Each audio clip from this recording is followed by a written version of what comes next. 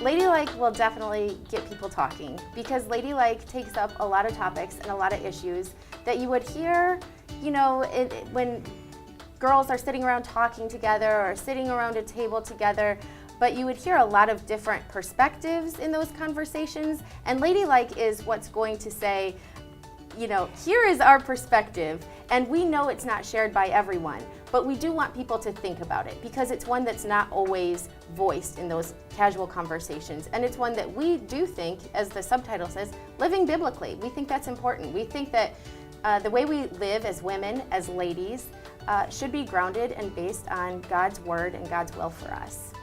That's part of the goal of LadyLike, is reframing the conversation, because in our normal lives, our conversation is framed externally by the world. And our goal for this then is to say, that's not where we want to start talking. We want to start talking from a biblical perspective, from an understanding of God made the world, He made us, He had very specific plans for all of His creatures, including men and women.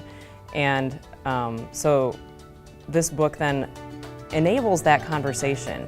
Instead of putting you into this kind of me against the world position, it lets you say, well, this here book says this thing, and maybe that's right. And it allows you to come at it from an angle that the world doesn't really allow. The world always puts you in this, you know, defensive, like belligerent, you know, I'm the crazy person.